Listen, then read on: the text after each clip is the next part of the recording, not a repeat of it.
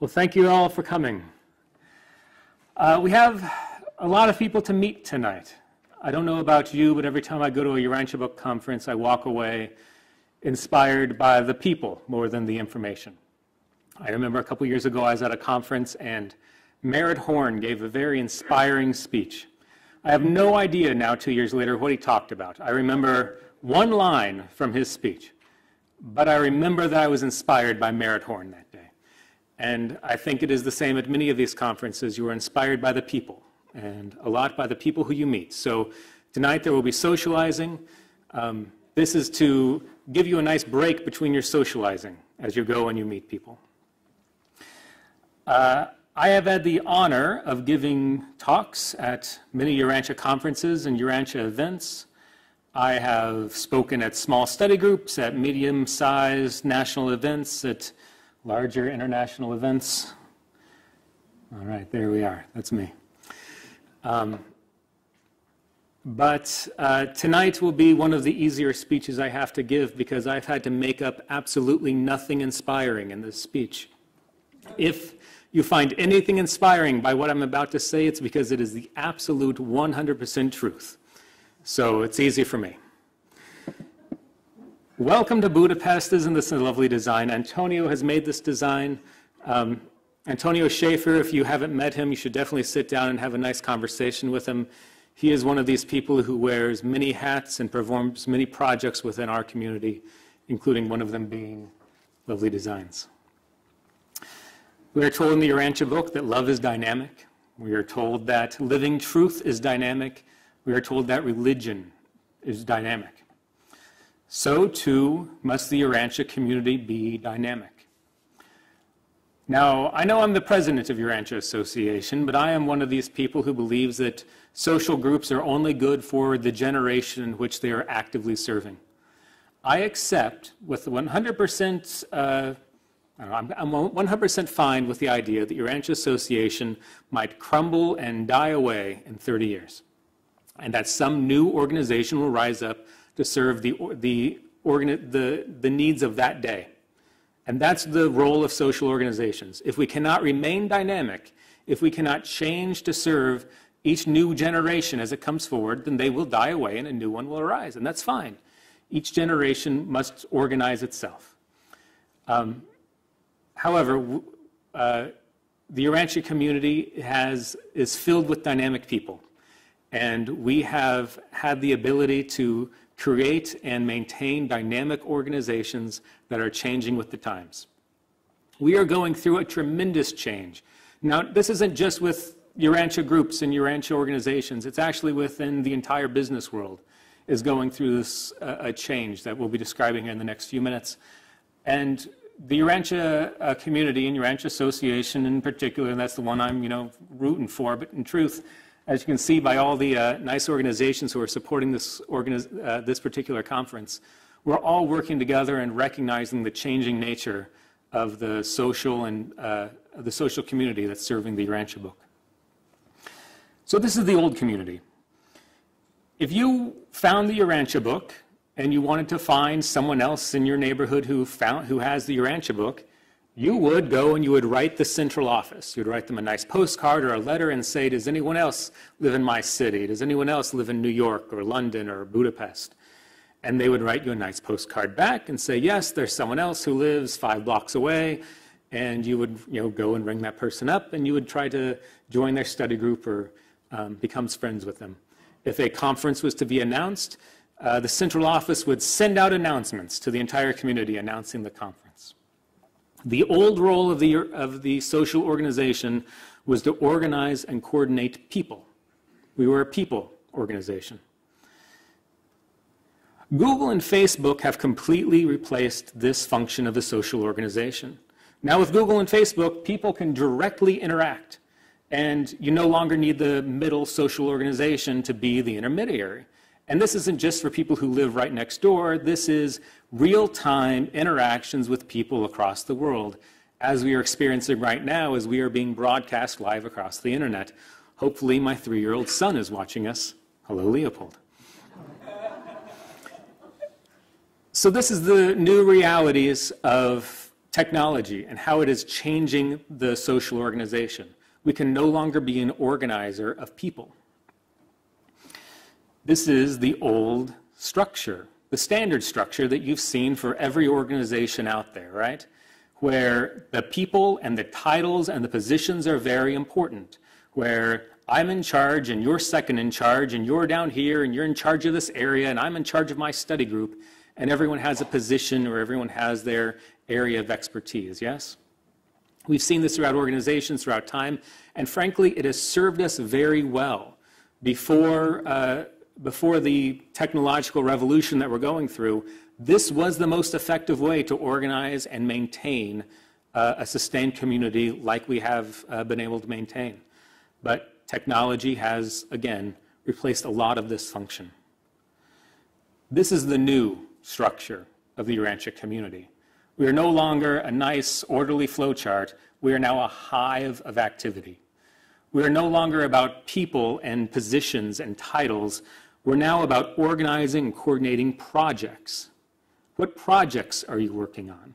It's no longer about, I would like to serve, what position can I take? It's now, I've been inspired to do this project. I know we've been going around and putting books in libraries throughout the world, and that's fine, but I'm inspired to put books now in hospitals, because when you're in a hospital, either because you're a patient or because your loved one is a patient, that is when you're looking for spiritual truths. And if we had Urantia books in hospitals, we would be serving people who are actually seeking. And so I would like to make this project happen. What can you do to help? And we say, we can provide books. We can provide addresses of hospitals. We can provide places for you to stay while you're going from city to city, placing books in hospitals. We can provide in a nice official-looking form so that when you show up at the hospital and you need to place the book, it looks like you're coming from a very official organization. We can help you coordinate this project. We can help get your project off the ground. That is the new role of the social organizations. And we've always done this. Don't get me wrong. This isn't something we've invented in the last 5 years. But this has now come to the forefront. This is our now primary objective, is we serve projects. We organize and coordinate projects. So this is a nice little flow chart for, does the colors come through? The colors don't come through too well. But one axis is the number of people, and the other axis is the number of projects that person does, right? So if you're hiring, if you're a business and you're trying to hire people, and you can only hire 10 people, you want to hire the 10 people to the left of this who are doing the most number of projects, right? That way the fewest number of people are able to create the most number of projects. It's an efficient way to run a business, and it has been an efficient way to run a social organization. But what it's done is it's left out a lot of people who have a little bit to give. And honestly, in our Urantia community, that's what most of us are. We're a lot of people who have a little bit to give. We have a couple hours a week to give to a study group. We have a couple hours a month or a year to give to a conference or to a book placement project. If we were to just focus on getting these people who are hyperactive and are most involved, we're leaving out everyone else. But because we're no longer, subscribing to this structure and we're now on the hive, that's great.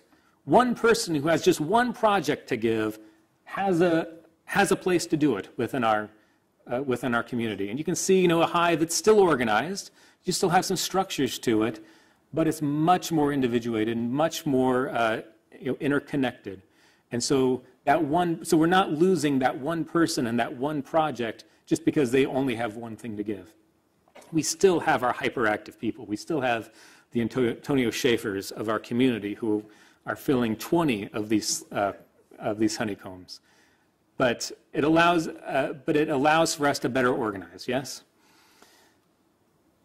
We used to organize the world by this way too. This is the way we used to think about the world population, yes? There's the vast number of people who are not Urantia book readers, and then there's a small number of people who are Urantia book readers, and then there's kind of that gray area of people who are reading the Urantia book who haven't quite finished yet. This is one fine way to think about the world, but we know in reality that's not quite that simple. We know that there are people who are not readers of the Urantia book, but who have heard of the Urantia book. Hopefully they have a positive sense of the Urantia book. I tell people, that your job as a Urantia book reader, if you're not going to do anything else, if you're not going to attend a study group, if you're not going to attend a conference or work on a project, your job is to let people in your world know that you read the Urantia book and you need to act as normal as possible while you tell them this. The best advice my mother has given me, and she says it was passed down from her mother, and I don't know for how many generations, but the family crest says, act normal every chance you get. And this is true for the Urantia community. We need to present ourselves as a normal part of the spiritual and religious communities of the world. We're normal people. So that when the Urantia book comes up in conversation between people who've never read the Urantia book, someone can say, oh yeah, I know someone who reads the Urantia book, he's normal. But we also know that there's service projects for all of these things. So if you want to talk about spreading the teachings of the Urantia book without mentioning the Urantia book, we might call this spreading the gospel of the kingdom. Well, we have projects for that who are serving these purple projects. You should talk to Jeff Waddles about these type of projects. You don't need to go out and hit people over the head with a blue book or now, throw a computer chip at them with the book on it. You don't need to do this in order to actually spread the teachings of the Urantia book. You can do it through your words, through your actions, and through your normal interactions within the community. We know that there are people who are reading the Urantia book, but not really. They've read some of the Urantia book. Many children of Urantia book readers fall into this. They've read some of the Urantia book, and they're generally aware of its teachings, but they're not inspired to read more of it. For many people in this room, this seems strange, the idea that you would only read half the Urantia book, but you'd never finish it. But we did a survey a few years back of the Urantia community, and these are people who are actively taking 20 minutes of their day to answer questions in our survey about the Urantia community. So they're involved. They consider themselves members of the Urantia community. But on average, most of them have only read about 60% of the book. That's who we actually are as the Urantia community. Most of us fall into this gray area of not having read the entire Urantia book and not particularly inspired to. And then, of course, there are this little pockets of people who have read the entire Urantia book and consider themselves active Urantia book readers, but who also bring something else in. I've met people who are very active in our community, and they believe 100% everything about the Urantia book except for the part on ghosts, because they also believe in ghosts. We have that within our community, too. We are a diverse religious community. We have a diverse religious community within the world that we are interacting with. And so part of our service as members of this community and as the social organization is to make sure that we have projects that are serving all of this, whether it's interacting with people on the street, as Jesus would do, teach as you pass by, or whether it's giving in-depth study sessions, whether it's giving in-depth, say, spiritual sessions, prayer sessions, meditation sessions, whatever it is that we're doing to explore the teachings and our relationships with God and as brothers and sisters within our community. There are more projects than we have people to do them, so there's no shortage of good work to be done. It just is now up to the social organizations to help organize these projects to make sure that we're running efficiently. One of my pet projects that I really hope that people take on is Urantia book teachings for children, right? So there's cartoons and there's coloring books and there are all these things. I've met, in just about every country I've gone to, there is someone working on children's material for their country.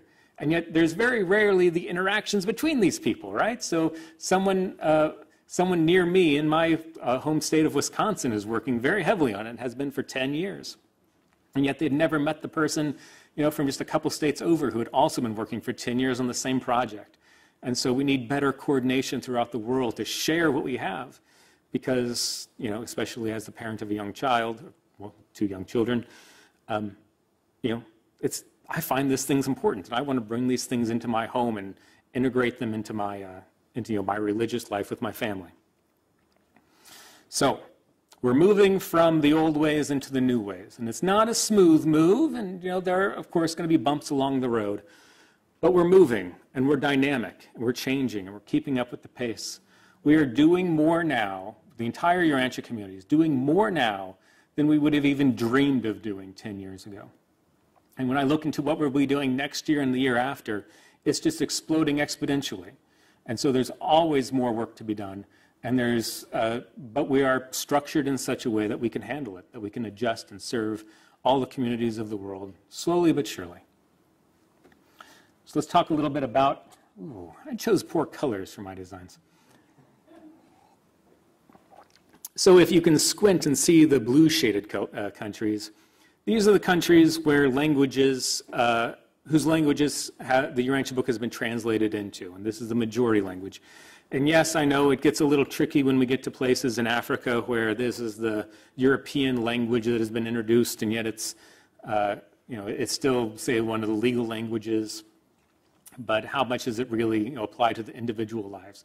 Lots of gray areas in this chart, but in general, this is what we're looking at for the parts of the world that the Urantia book is available to for the literate populations.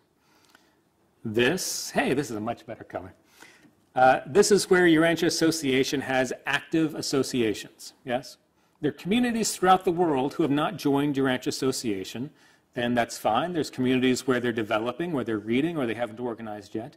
But this is where Urantia Association is organized. So as you can see, we're doing fine in North America. Check mark. South America is doing much better, and it's developing, and Latin America is really about to take off. I mean, they've been going strong for years, but their organization is dramatically improving. And you can see Europe, we're getting there, right? About halfway there. And Europe is about ready to take off. We're now turning our focus to Africa more, and we'll talk about that more in a bit when we get to individual projects. But for 20 years now, we've been seeding books throughout Africa as a community. People have gone from country to country, placing books in libraries, handing them out in the streets, and at least from my observation, it takes about 10 to 15 years for these types of seedings to actually bear some fruit. And we're starting to see that throughout Africa. So I want to talk for just a moment, because I didn't make a slide of this, what's going on in Australia. So right now there is a conference going on in Australia. It's actually in Tasmania right now. Our hopes was that the two conferences would be able to wave at each other and we could set up a video link between the two. It turns out, though, that they are at a facility in Tasmania that has no Wi-Fi internet access, and so the best we can do is we can color pictures and mail it to them. So we won't be able to do that. But right now, maybe in one of our meditation sessions tomorrow, you can try to remember our brothers and sisters in Tasmania and the nice conference that they are having, and wish them luck. As you can see, the languages for Asia have not quite caught up yet, and therefore we're not doing a whole lot of service in Asia. We've had good projects for getting books in the Philippines, and we have now more than a dozen study groups in the Philippines. And throughout the world where we can place languages that have been translated, we go and do that. Korea is a nice little green dot, and they have a very, pretty active community in Korea. But we're waiting for the languages to come along, and until then it'll be mainly the English speakers primarily within those communities who are taking it on, and we're just kind of waiting. Down to North America.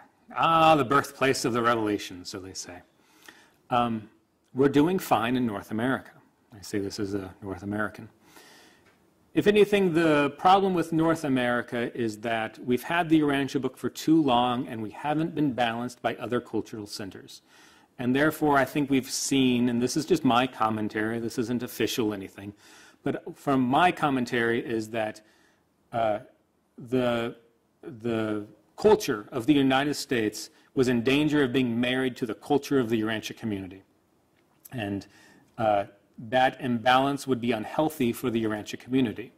And so what we need to see is a cultural center in Latin America to build up, and a cultural center in Europe to build up, to act as counterweights to the North American influences, so that we can see that there are many ways of incorporating the Urantia teachings into all of our lives, and that the way that the people in Germany take the Urantia book and integrate it into their culture is different the way we do it in Chicago or the way they'll do it in Bogota, and that And then we'll be able to better grasp the core teachings of the Urantia book and what is true to the teachings and what is mores and traditions of our individual cultures, yes?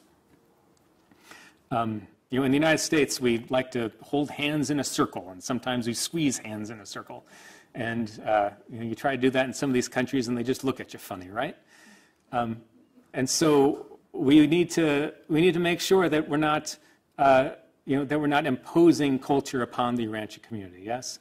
And so that is why, for the last 4 years, we have focused heavy on getting these, on paying it forward and getting building up in Urantia Europe and the Latin American Urantia community, is because they're ready and they're ready to take on this balancing act. But I also want to point out that it's mostly North Americans, primarily, who are helping to make this happen. So this conference, it's doing fine financially. We only lost a little bit of money, and that little bit of money that we lost is all in scholarships, yes? So we did fine. It's good for a conference.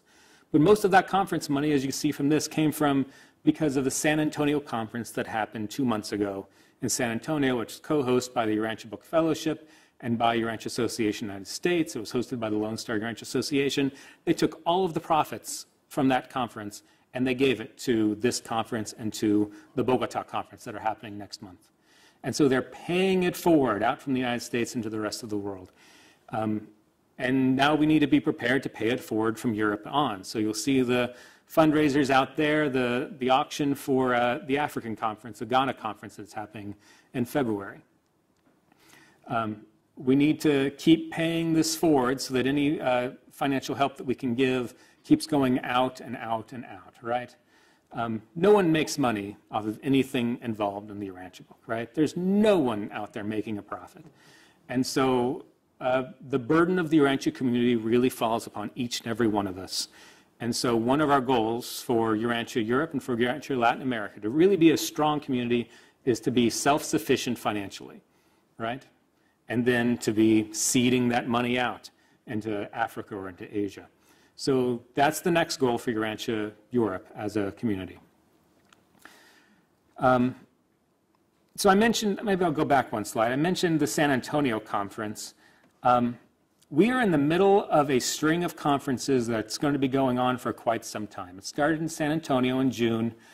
We just had an event in Moscow, which is one of our first events in Russia in 20 years. We'll be doing another one next year.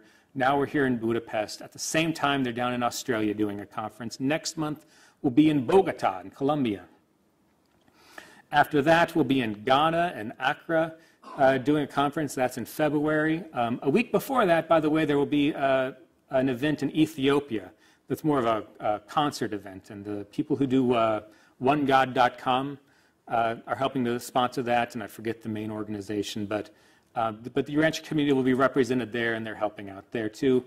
And then 1 week after that, we're going to Ghana.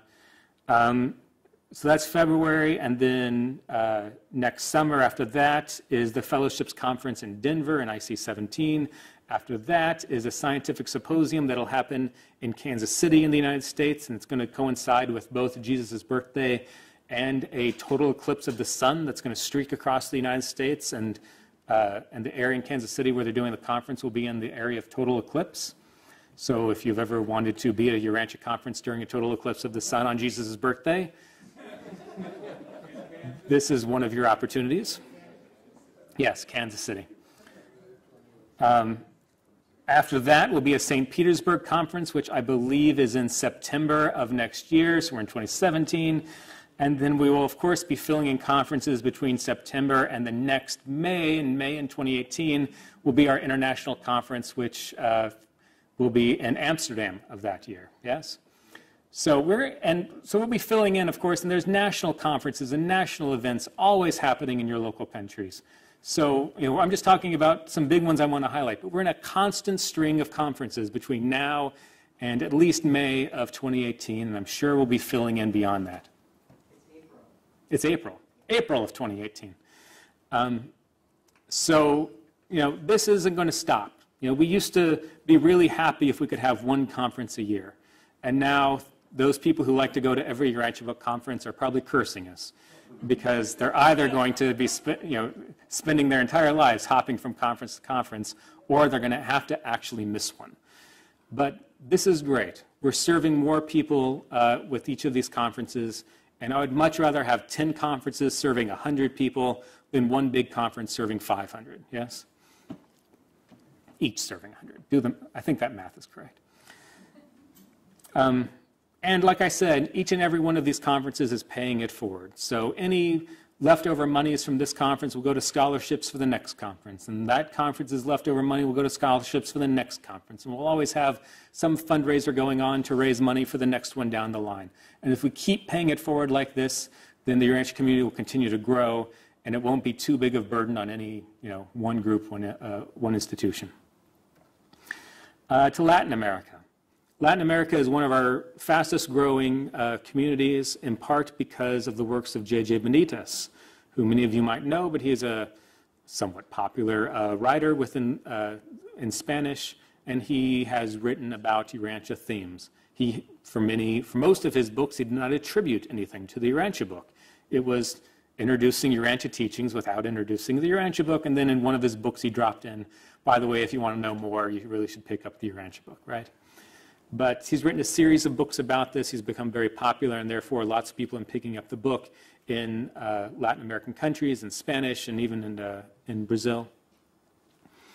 In Colombia, where we'll be doing this, the Latin American conference next month, they actually, correct me if I'm wrong, someone from Colombia, in Bogota, they still get 30 minutes a month on the state television channel to talk about the Urantia book. So. So it's becoming more and more integrated into the communities down there. It's really something. Colombia is perhaps the most active Urantia association, Urantia community within Latin America, with Brazil close behind. They both do many webinars, I guess we're now calling them, online, including leadership training and teacher training and community training, in Spanish and in Portuguese. In Colombia, I think they just finished their second round through of, 17 weeks per course? Something like that. Many weeks, every week they meet and they discuss leadership in the Urantia book and how they can integrate it better into their communities. Yes, they're using technology to build a better community. So this is great. We're really looking forward to what's coming out of Latin America. In Africa, like I said, we've been seeding books in Africa for 20 years now. We have communities in, they're 2/3 of the way down toward the east. You'll see Zambia and Malawi. We have good Urantia communities in Zambia and Malawi. Many French speakers know of the community in Senegal. We also have many active speakers from Nigeria and Ghana, and on down for wherever books have been seeded. You'll find little pockets of communities, Cameroon. So, but of course, traveling in Africa is not, it's hard to travel out of Africa, especially as it's become harder to cross oceans. It's getting harder to get people to, say, events in Budapest or in the United States or even in South America. And so we need to start offering more events in Africa. And that's where we're really turning our attentions to collectively as an international community, is serving these pockets of communities within Africa. So we're going to do an event in February in Ghana. We're doing this with Pato Bantan and Annette Hall, who sponsor many communities throughout the world. And so they'll be so the idea is that Ghana is going to serve basically 5 countries from Nigeria over to Liberia or so in that region. Basically 1 day's travel from Ghana. And hopefully we'll be able to do more events throughout the continent as this continues to help develop the communities and foster them forward, yes? So, eventually, once Africa is well organized, they'll be, again, sponsoring the next communities down the row. And we'll be able to keep up with the languages as they go. So as more languages become available, we'll be able to, as an international community, focus on that new language center, yes? It's going to be great. The future is going to be wonderful for the Urantia community. So here we are in Europe. The Blue Club has really been a great uniting factor in Europe. The greatest, the biggest hindrance for Europe, of course, has been the language divides. With the 20 or so languages that we have throughout the continent, it's hard to get everyone in the same room talking at the same time, yes. I am a big believer in technology, and I believe that we're soon all going to have those Star Trek communicators in our ears that instantly translate. Until then, we'll be relying on multilingual individuals and, really, relying on each other to make these things happen. But Urantia Europe is still building despite the language problems. So we see these pockets in France and in Spain and in Finland and Estonia and Ukraine. And, these smaller pockets, 20 to 50 people who are suddenly all uniting together at these type of events. And we're going to see more of this. And the Blue Club's really brought it forward. We've been, helping to support the Blue Club the best we can because we see the good work that they're doing. And we hope that this Urantia European community will continue to grow. So one of the new things we have to announce, and this is almost brand new, I don't even think the RC knows about it yet because it's in the middle of being translated for all of the RC members. But we, the ISB, the International Service Board, have created a new limited fund, a new dedicated fund within our system. And this is the Urantia Europe Fund. And so all money that is donated to Urantia Association from anyone in Europe is automatically given to the Urantia Europe Fund. And that money will automatically be applied to events in Europe. And this will include dues, I'm hoping, from each of the countries who, pay dues, national dues to the international. All of this will go to the International Fund to focus on European events and European projects, as well as anyone who wants to donate money specifically for the European Fund will automatically be credited to this fund. It won't be spent anywhere else in the world, and we're going to make this decree through 2020. We'll reevaluate to see how things are going in 2020. Hopefully by then, Europe will be self-sufficient and be ready to help fund the rest of the world. But until then, we want to make sure that the monies that are raised in Europe stay in Europe. We're making the same promise for Latin America as well. Any money that is raised in Latin America will stay in Latin America. Any money that is raised in Europe will stay in Europe unless it's specifically said. If a European came to me with a check and said, I specifically want you to spend this somewhere outside of Europe, I will honor your request. But otherwise, we are keeping European money in Europe. We're going to keep Latin American money in Latin America. We want to help build up the reserve of funds to help these projects happen. And we want to help enable the European community to help build itself. And is that okay, that's everything I'm supposed to remember to talk about the Euro Fund and elections. Okay. So the one thing I want to say then, I guess the next thing is about the elections. The International Urantia Association, Urantia Association International, however you want to say it, we hold elections every 2 years. We have leadership throughout the world. I think right now we're representing, is it 7 countries and 8 languages, or 6 countries and 7 languages, something like that, from our 11 positions. We're about to have elections this fall, actually. We'll be starting to accept nominations October 1st. And we will be electing presidents, a treasurer, and then chairs of our translations committee. Translations are the heart of the Urantia Association. Without the translations committee and the work that they do, we would be useless. We wouldn't be able to exist. Our education committee, our memberships committee, and our conference committees.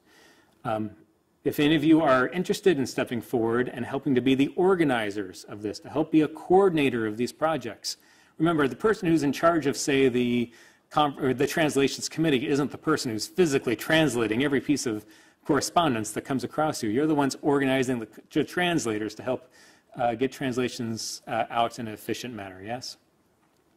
I would also like to say that the next big step we're going to take as a community, as Urantia Association, is for the leading voice, the guiding vision, the president of the Urantia Association International, our international president. Our next big step is going to be for our international president to come from outside of North America.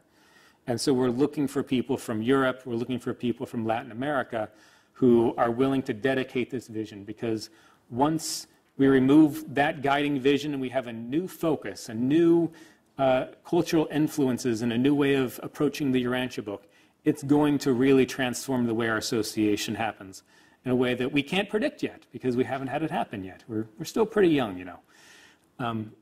And so look within your communities, look within yourselves. You have all weekend to meet and discuss and see if we can't help fill some of these positions. Because, like I said, the future is bright, and we are going to have a wonderful Urantia community at some point. And so why not have it sooner rather than later, yes? So it is about, that was about a half hour. That's all I really wanted to talk for. If you have questions that you think the whole group would benefit from, I'm more than willing to answer your questions in this group. If not, we have plenty of times to socialize downstairs or wherever you'd like to socialize, and we can talk about these things in small pockets. But please, meet each other and talk, especially you Europeans who are in the room. Talk about what you want the future of Urantia Europe to be and what projects you'd like to work on. So, thank you, and if you have any questions, I'm more than willing to answer.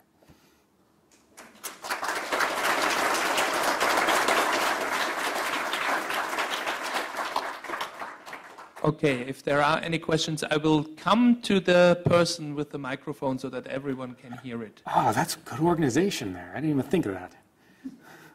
So, yeah? Is there some... It's okay if there's not. No pressures.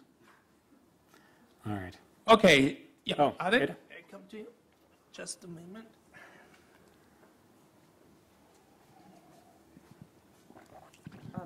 This question might be a bit premature, but do you think we'll ever have a chance of getting into the Middle East and coming out alive? Yeah. Most people are good. I tell you, the vast majority of people are good, and the vast majority of people want to actively learn about other cultures. So obviously what we need is some inroads language-wise, but, you know, it's, the future is bright. Yes, sir. Oh, one moment, please.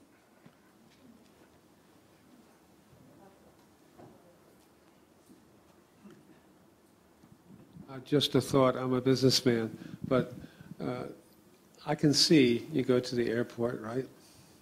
All the time. And yes, we're always going to the airport, right? And we walk to the airport, and all of a sudden we see on our right a book machine. You walk up to the book machine, and there's a little screen on it, and you push it down on this little screen, and it shows you the snippets on your, the daily snippets from the Urantia book, right? And it says you put in like $10 or whatever, right? And you read it on the airplane, right? And you take it with you wherever you're going to, it may be a different country or someplace else, and it comes down as a paperback. And we have the Urantia in a paperback. It's just an idea. It's just an idea. That's all. And, it wouldn't take that much to start off with it. So I am not in charge of any printing operations, yes?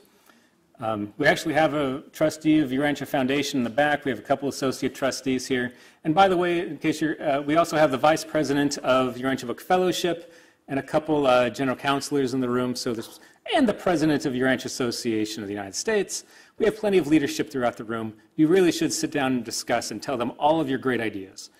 But I can tell you just from how I believe things to be, is that translations are expensive, and we as a community will never make any money ever selling a Urantia book, because if we could ever make money doing so, we would make it cheaper. Yes, because we want to get it out to as many people as possible.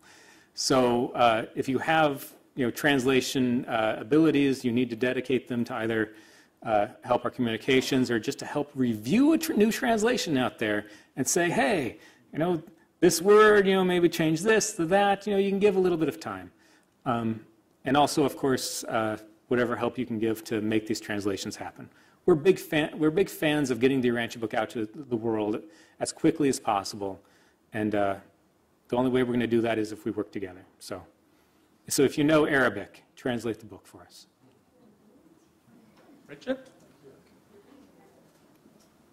And speaking to translations briefly, I know Adi just stepped out, but there is a Persian translation that's underway, and it's about probably 2/3 done.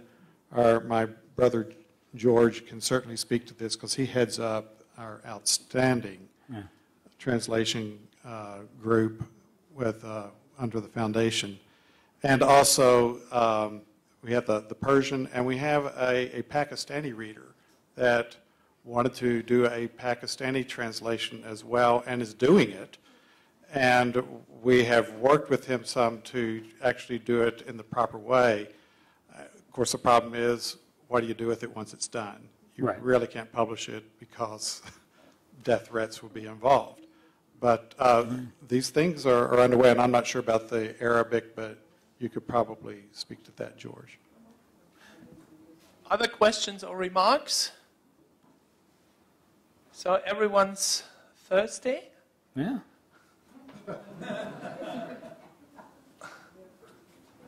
George.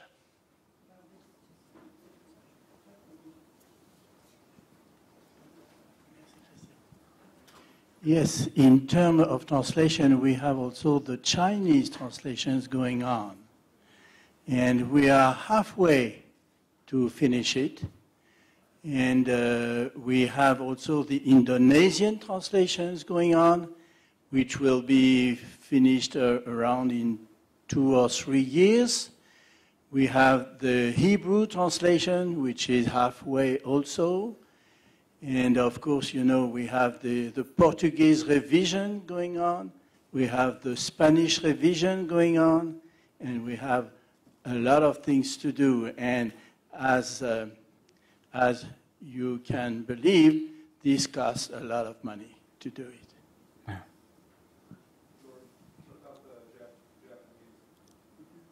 Japanese. Who wants to say? Okay, if there are not other remarks or questions.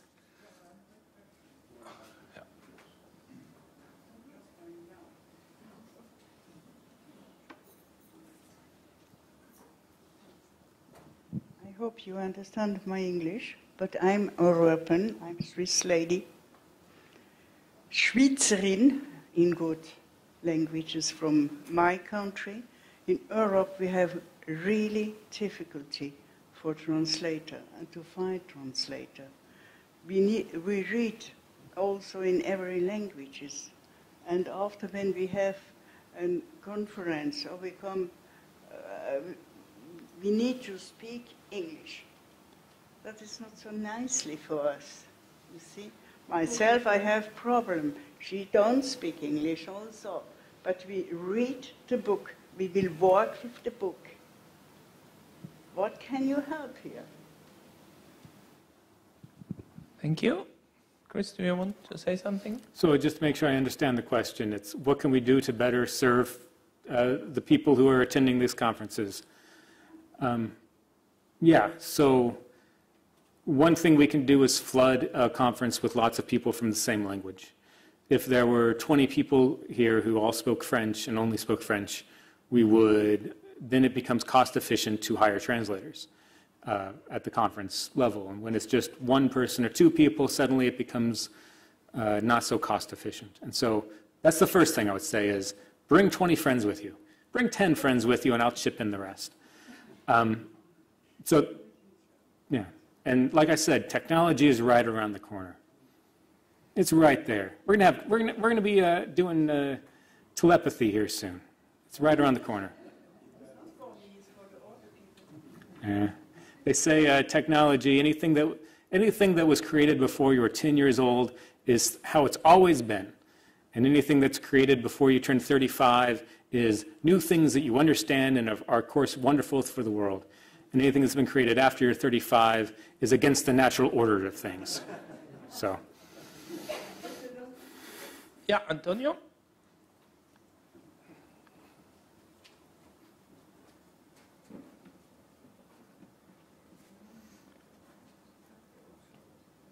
So my question is, are there any people here in this room that are organizing big events in Europe, like the associations? I know that there's an Italian, Swiss, French conference, but Daniela, maybe she can tell a little bit more.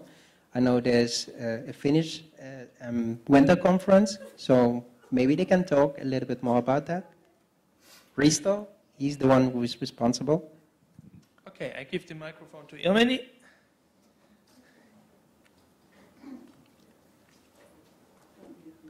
Okay, I'm Ilmeni Shirley. I come from Finland.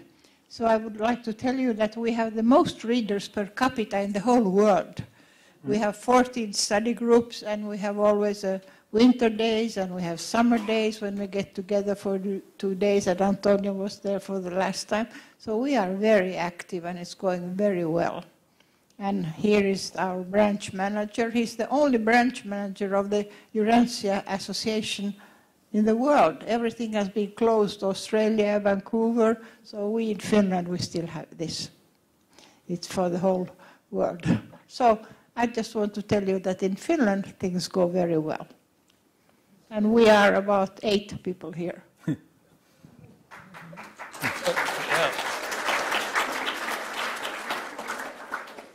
Okay, I give the microphone to Danielle, if you like to say something about the French, Italian, Swiss, Alpine Super Conference.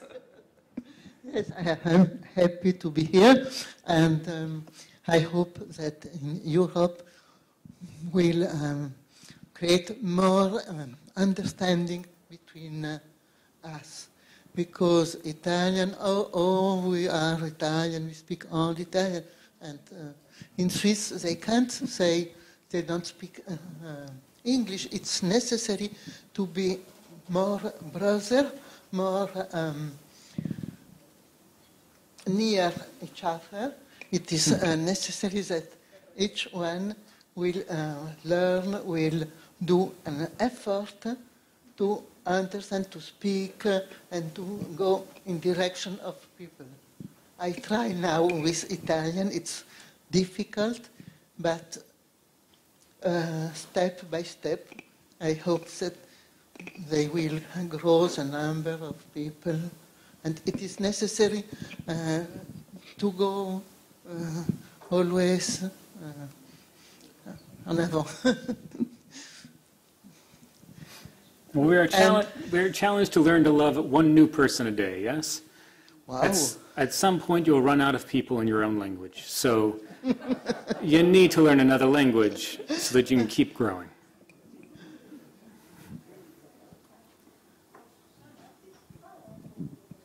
But I want to add that there is a certain progress in Italy.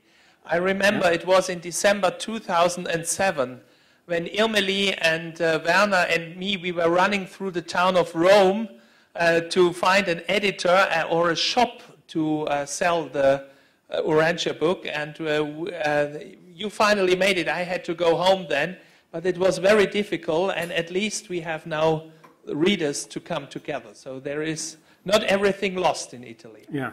Yes, but it is so difficult for people to find Urantia book. Yeah. Okay, then I give to you. Yes, I have a question about children. Yes. You speak of children and have support like children book of Russian, but it's I think it's only in family of people who know Russia, the Urantia book. But we can't give this book to other children because there is a problem of laicity in Europe. Okay. And it's nearly forbidden to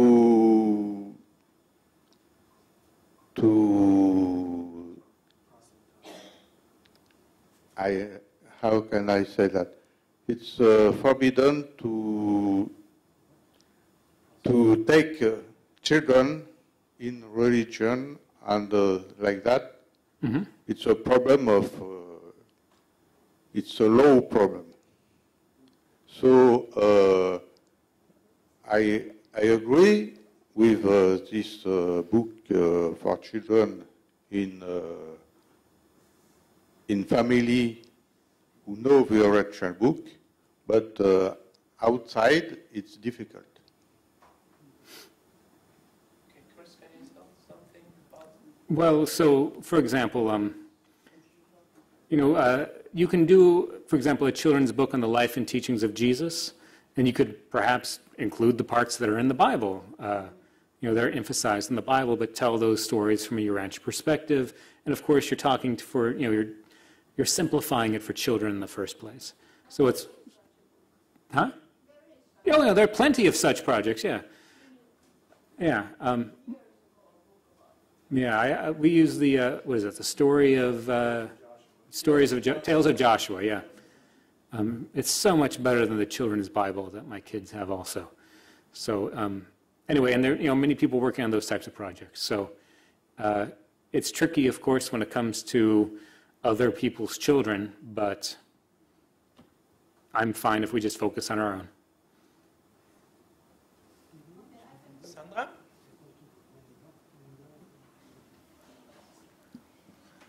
I know what you're talking about the children, but I think it's important to also be aware that there's many ways that we can teach children that are not the right way, talking about God or showing some kind of direction in the religion.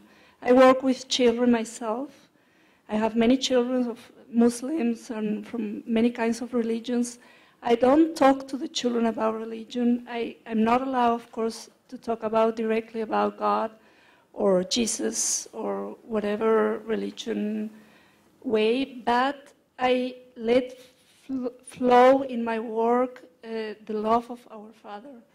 And when the topic comes from the children, I'm allowed to talk to them, I believe, or I think it's like that, and that's possible. It's possible also with other children, and I think is much possible with our own children.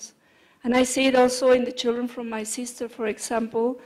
They go to a school where they teach religion they're Catholic, so they know the stories of the Bible and the New Testament, but they know also the Urantia book.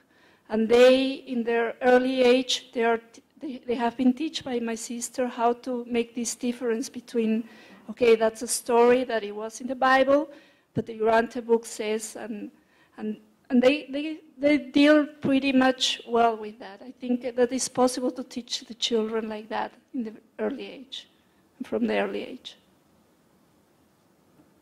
Okay. Other remarks?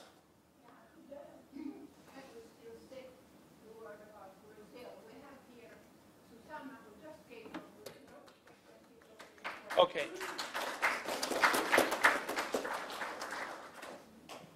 Brazil is very active. We are revising the book. We have conferences and study groups on internet almost every day of the week. So we are really very, very active there. No, not without micro. Okay. Forbidden to speak. Yeah, you see, I have lived in Brazil almost all my life. I'm a resident there, and I was very involved with the book before it was printed, and I knew Luis Carlos. I made such a beautiful translation because the Portuguese from Brazil is quite different from the Portuguese from Portugal. Mm-hmm. And then that's why I'm so glad that now Luis Carlos died, but they have the revision, and it's going very well because people in Brazil, like my daughter, she lives in a place on a big farm where there's no TV and the phone doesn't work, so they read a lot, you see? And that's why it is very important that this book is there and they have these conferences. And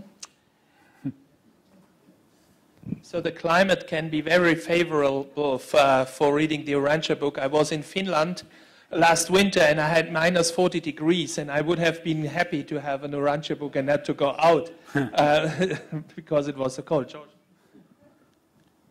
Yes, and I just wanted to add that Susanna is the chief reviser of the Portuguese revision team.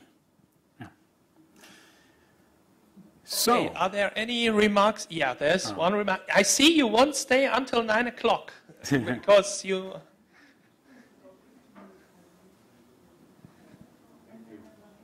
Io. My question is for Mr. Dupont. As the only ELA race in this European conference, my deep interest is to propagate Japanese translation. And I heard somebody ask you about Japanese translation. May I ask you what is the status of the Japanese translation by the foundation? Okay. Josh, can you tell something about Japanese? Give it to Jeff. Jeff knows. His wife is in charge. The first draft of the Japanese translation is completed. There will be 2 more rounds of revision. The first is to take care of the major obvious errors the first time around, and that revision is almost done with part 3. And after that, there'll be 1 more round for terminological consistency, and then it will be ready to be put online. Is it funded by the foundation? Yes, this project has been nurtured from the start with Urantia Foundation. Fantastic. That's right.